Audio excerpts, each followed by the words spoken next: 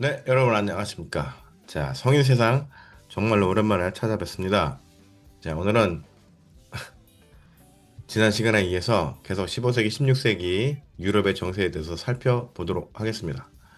자, 그중에서 이제 특히 오늘은 음, 네덜란드 국가의 탄생과 또 이탈리아가 어떻게 관광 대국으로 오늘날 성장할 수 있었는지, 자리매김을 할 수 있었는지에 대한 배경에 대해서 설명을 드리도록 하겠습니다. 자, 네덜란드라는 국가의 탄생 배경을 한번 보도록 하겠습니다. 애초에 현재의 네덜란드는 그 도시들 있잖아요. 네덜란드의 그 여러 도시들. 이 도시들은 어, 에스파냐의 지방 도시들이었습니다. 즉 스페인의 오늘날 스페인의 지방 도시들이었습니다. 그러니까 스페인이었죠. 과거에는. 예. 그런데 에스파냐의 심각한 경제 정책 실패로 인해서 이 중앙정부가 이제 재정이 바닥이 났잖아요. 그래서 이 바닥난 재정을 지방에 대한 세금으로 이제 충당하려고 세금을 아주 대폭적으로 인상을 하게 됩니다. 그래서 그 부담이 온전히 지방 도시로 넘겨가게 되는 것이죠. 그런데 이렇게 딱 그 부담을 넘기자 에스파냐의 지방 정부들은 이제 당연히 반기를 들게 되겠죠.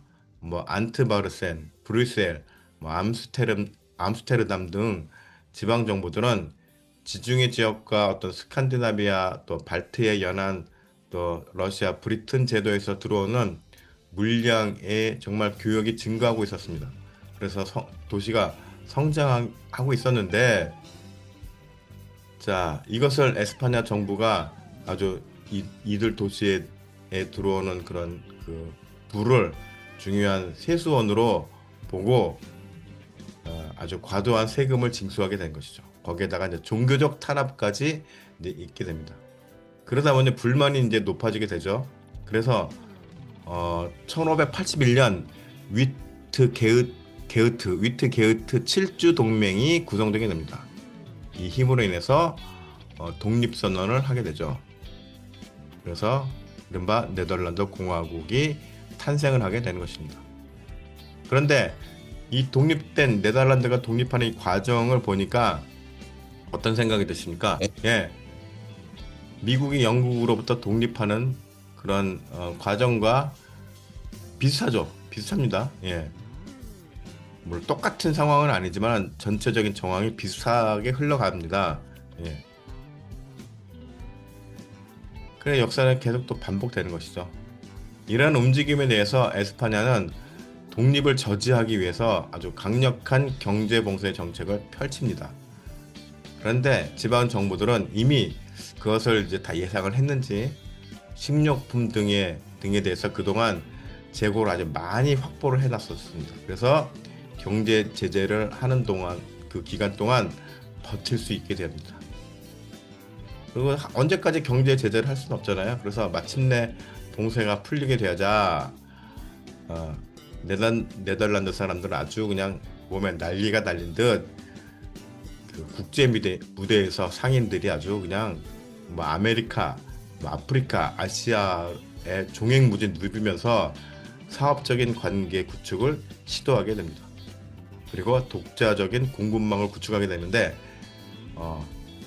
이게 어떻게 가능하냐? 자금이 이제 생기게 된 거예요. 스페인에 지불하던 불필요한 과중한 세금이 사라지니까 그 자금을 가지고 활동하게 되고 그를 통해서 이익이 극대화되게 됩니다.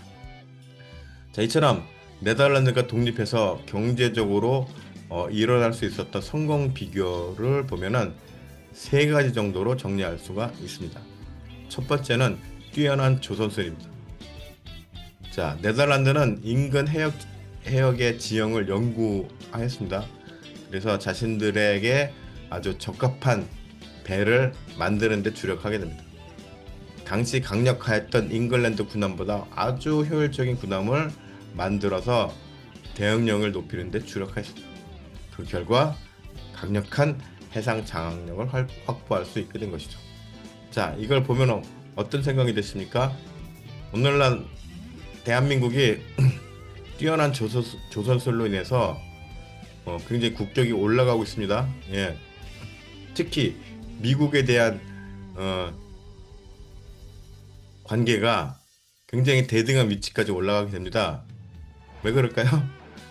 예, 잘 아시다시피 미국이 마가 정책을 통해서 낙후된 조선업을 키우려고 합니다. 지금 조선업이 완전히 붕괴되다시피 해가지고 1년에 12척, 한 달에 한 척을 만드나 정도로 지금 아주 굉장히 낙후되어 있습니다. 한 달도 아니죠. 1년에 몇 척밖에 못 만듭니다. 예. 그러다 보니 중국에게 지금 밀리고 있습니다. 예. 그래서 그렇다고 중국에게 배 만들어 달라고 할 수도 없잖아요. 그러니까 한국에게 이제 배를 만들어 달라고 해서 마가 협정을 합니다. 그래서 한국은 미국에게 조선업 기술을 어느 정도 주면서 미국의 그 조선 공장을 이제 세워주고 거기서 배를 만들게 됩니다. 만드는 것을 지원합니다. 대신에 한국은 핵 잠수함을 건조할 수 있는 승인을 받게 되고 핵잠에 들어가는 필수적인 그 뭐죠? 핵원료인가? 뭐 그거를 이제 받기로 약속을 합니다. 그런데 어떤 일이 일어나요? 그럼에도 미국은 여전히 한국을 속국처럼 부리기를 원하죠. 예, 예전처럼 한국이 막 미국에 이렇게 해, 그럼 네네네 이렇게 하기를 원합니다. 예, 그리고 사실 여태까지 그렇게 왔어요. 국력이 약하다 보니까. 그런데 요즘 어떻습니까? 한국이 할 말은 다 하죠. 할 말을 막 미국이 하니까 미국이 당황합니다. 예, 전작권도 빨리 내놓으라고 하고 이제 미국이 그동안 우리나라를 많이 지켜줬으니 이제 충분히 지켜줬다. 이제 우리는 우리 스스로 이제 지킬게. 뭐 이러니까 미국이 당황합니다. 예. 미국이 그래서 요즘에 뭐 주한 미군 그 방위비 분담금 올려달라는 얘기도 못 합니다. 예. 아니야, 우리는 우리 스스로 이제 지킬 수 있어. 너희한테 그렇게 줄 필요 없어. 우리 스스로 지킬게. 너희 나가도 돼. 이제는 그동안 고마웠어. 나가도 돼. 막 이러니까 미국이 좀 당황합니다. 그리고 그래? 그럼 너희는 핵잠 기술 그거 안 준다? 그러니까 그래? 그럼 우리도 그러면 너희 마가 정책을 스스로 던져버리는 것이니 우리는 너희 배도 못 만들어 주겠네. 막 이렇게 되니까 미국이 이제 막 아니야 그래도 배는 만들어 줘야지. 아니지 배 만드는 것과 핵잠 그 기술 주는 것은 상호 그 마가 그 프로그램 안에 들어가는 건데 이걸 못하면 저것도 못하는 거지. 이렇게 하니까 지금 미국이 아주 멘붕에 빠져 있습니다. 뭐 때문에 그래요? 조선 기술 때문에 그렇죠. 배 만드는 기술. 당시에 16세기에 네덜란드의 뛰어난 조선 기술. 자, 두 번째로는 정밀한 지도와 해도의 제작. 자, 이건 뭐냐? 동인도와 카리브해 지역에 관한 정보를 수집하는 등의 노력으로 17세기 초에 근대적인 바닷길에 대한 표준을 이제 바닷길을 지도를 만들게 됩니다. 그래서 정밀한 지도를 만들게 되죠. 그래서 해상 장악력을 높이는 발판이 됩니다. 지도도 정밀한 지도를 정확한 지도를 만드는 것도 국력이 성장하는 하나의 방법이다. 오늘날 이걸 뭐에 비교할 수 있냐면은 구글이 전 세계 모든 이제 지도를 다 정보를 갖고 있습니다. 그래서 구글 어스에 가면은 모든 도시들을 아주 세세하게 들어가서 볼 수 있죠. 그런데 한국은 못 봐요. 제가 구글 계정을 갖고 있는데 구글 계정으로 길 찾기 하면은 제대로 정보가 안 뜹니다. 못 찾아요. 그래서 네이버나 다음 지도를 통해서 해야 됩니다. 왜요? 한국 정부가 미국에게 구글에게 정밀 지도 정보를 주지 않았기 때문입니다. 얼마 전에 이제 지도 정보를 주긴 했다는데 정밀한 아주 고급 정보는 주지는 않았대요. 예. 국가 보안이다 그래가지고. 예. 왜요? 그게 바로 국가의 국력이 될 수 있기 때문입니다. 또 하나 요즘에 이제 시대가 바뀌었으니 인공위성을 통해서 정보위성을 통해서 정보를 이제 장악합니다. 그런데 우리나라도 이제 정보위성, 군사위성이 이제 몇 개씩 떠 있죠. 그래서 24시간 북한을 감시할 수 있는 능력이 생겼어요. 그런데 미국이 우리나라한테 압박한다고 핵잠 안 줘? 너희들한테 군사 정보 안 줘? 막 이런데 그래 주지 마. 안 줘도 돼. 우리는 무슨 우리 스스로 이제 우리한테 필요한 만큼은 정보를 얻을 수 있어. 이러니까 이제 미국이 막 난리가 나는 것입니다. 정보도 독립했어. 핵잠 기술을 안 준다니까 그러면 배 안 만들어 준대. 막 이러니까 이제 미국이 이러지도 못하고 저러지도 못하고 요즘엔 그래서 예, 한국이 아주 대등한 목소리로 국제 무대에서 발언권을 높이고 있는 것이죠. 두 번째 국력의 발판이 바로 정밀한 지도 정보력이죠. 마지막으로 세 번째, 이게 아주 치명적입니다. 뭐냐면은 성실과 근면입니다. 당시 네덜란드 사람들은 굉장히 성실하고 근면했습니다. 일을 열심히 했다는 얘기죠. 그래서 과거에 잉글랜드가 막 담합하고 그다음에 잉글랜드 스스로 독점권을 악용해가지고 네덜란드를 아주 괴롭혔어요, 경제적으로. 그거를 네덜란드는 이제 경험을 삼아서 실제적인 사업 구조 방식을 개발하게 됩니다. 그래서 공동 투자 모임을 구성하게 되고 그래서 이렇게 모여서 모은 자본을 가지고 이익을 공유해서 리스크를 분산하는 방식을 이제 사업 방식으로 택하게 됩니다. 이게 바로 뭐예요? 오늘날 주식회사의 기본 모델이 된 것이죠. 이렇게 하자 이후에 네덜란드는 남아시아와 서아프리카 그리고 아메리카 대륙에서 어떤 무역권을 장악하게 됩니다. 굉장히 성실하게 열심히 일한 거. 대한민국 어떻습니까? 70년 만에 세계 7대 강대국 안에 들어가게 됩니다. 뭐죠? 전 6.25 전쟁 이후에 세계에서 가장 가난했던 나라 중에 하나였는데 그런 후진국이 70년 만에 선진국이 되었습니다. 이거는 전 세계 경제 역사의 전무후무한 일입니다. 후진국이나 중진국이 선진국으로 발돋움한 예는 대한민국이 유일하다는 것이죠. 그 힘에 뭐가 있습니까? 한국 국민들의 성실과 근면함이 있었죠.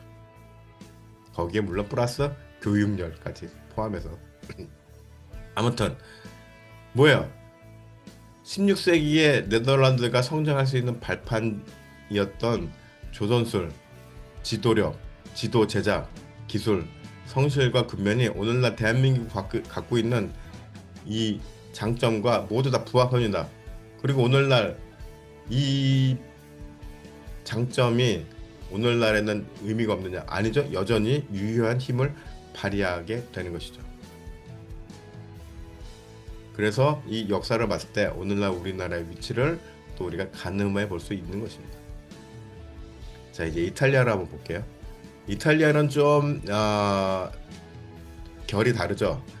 이탈리아는 이제 관광으로 오늘날 먹고 삽니다. 물론 유럽에서는 군사력으로도 이제 강하고 그렇습니다만 그래도 우리들에게는 이제 이탈리아는 이제 볼거리가 많은 나라라고 이제 인식을 하죠. 이탈리아는 처음에는 잉글랜드와 에스파냐와 함께 유럽의 패권을 서로 차지하려고 아주 치열하게 싸우던 위치에 있었습니다. 그런데 전쟁에 패하게 됩니다. 그래서 우리는 그냥 먹고 사는 데 집중하자라고 해서 생존하는 쪽으로 이제 방향을 전환하게 됩니다. 그래서 국제 무역과 군사, 외교에서 밀려난 이탈리아 도시 중에 베네치아, 피렌체, 로마는 이제 이런 거 말고 우리는 관광 코스를 개발해서 유럽의 그 신흥 부자들을 이제 관광객으로 우리가 유치하자 이런 정책을 피게 됩니다. 그래서 이러한 정책이 오늘날 이탈리아가 관광 강국이 되는 그런 시작점이라고 볼 수가 있는 것이죠. 자, 15세기, 16세기 유럽의 정세를 오늘 다시 한번 이제 정리해보면 유럽은 상호 간의 치열한 경쟁을 통해서 무기 체계가 발달하게 되고 서로 전쟁을 통해서 그게 또 경험치가 됩니다. 그래가지고 대륙 진출이 아주 가능하게 되었고, 뭐 끊임없는 전쟁 속에서 합병이 이루어져 가지고 16세기 중반에는 500여 개의 어떤 지방 구조에서 20세기 초에는 그런 구조가 25개로 줄어들게 됩니다. 이런 과정 속에서 물론 수백만 명이 이제 인명 피해를 발생하기도 하였습니다만, 아무튼 당시의 전쟁은 하나의 사업이었고, 또 승자의 입장에서는 새로운 시장을 개척하고 무한한 수익원을 창조하는 발판이 되었습니다. 자, 그런데 이렇게 보니까 이게 오늘날 현대사에 그대로 투영이 되죠? 특히 미국을 보면 아주 명확해집니다. 미국이 이라크 전쟁과 최근 베네수엘라 침공 등을 보면서, 또 지금은 또 이란을 또 침공하고 있죠. 보면은 힘을 바탕으로 한 강력한 지역 패권을 유지하면서, 거기에는 목적이 뭐가 있나요? 석유죠, 석유. 석유 자원을 확보하기 위한 군사력을 행사를 하는 것이죠. 이거는 15세기, 16세기 유럽의 전쟁과 하등 다를 게 없는 것이라는 말입니다. 자, 전쟁도 곧 사업이고 투자이며 자원 확보를 위한 치열한 다툼의 하나라는 이 냉혹한 국제 질서를 우리는 21세기 들어서도 여전히 경험하고 있는 것입니다. 자, 역사는 아무리 흘러가도 세상의 냉혹함은 변하지 않았다는 것을 우리는 계속 바라보게 되는 것이죠. 참, 그러니까는 시대가 바뀌어도 사람 사는 모양은, 사람이 갖는 욕심과 이기심은 끝이 없다는 것입니다. 자, 오늘은 여기까지 하도록 하겠습니다. 감사합니다.